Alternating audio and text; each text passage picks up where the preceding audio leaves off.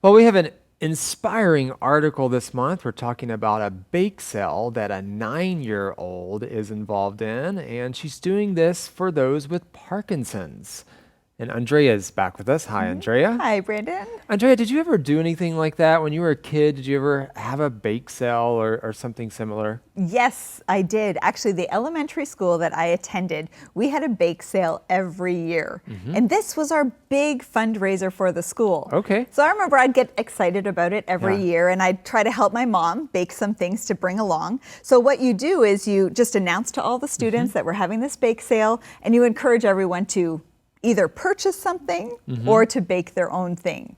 Wow. So on the day of the bake sale, we'd all bring our baked goods in, and it was always exciting. We'd go to the gymnasium at our school, and it was just filled with baked goods. I mean, it was kind of a sweet dream, right? We are talking about food a lot this month, Andrea. We really are. Yes, just making me hungry every time. Well, what can kids learn from being involved in projects like this? Well, I think you learn about responsibility. First of all, it's your responsibility to make sure that you bring something along. So be that asking your mom or a parent to help you, or getting some money to purchase something. Again, not everybody can bake or has the resources to do that. Sure. So just so that you have that responsibility to do your part and to bring something in.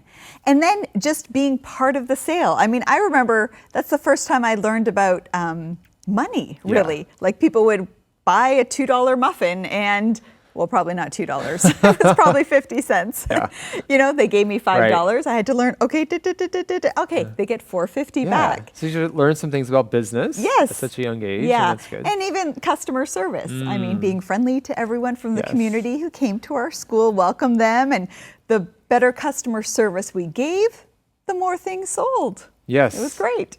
Great for kids to be involved with that. Well, let's talk about volunteer work in general for just a minute. Have you done other types of volunteer work, and what's something you've learned as a result of being involved in that kind of work? Yeah, actually, I've done volunteer work most of my life.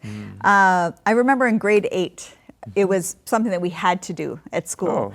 And that volunteer experience really shaped me to keep going with it. And the first volunteer experience I had was going to a senior citizen home once a week after school. And it was called Operation One-to-One. Okay. And I was paired with a senior citizen there.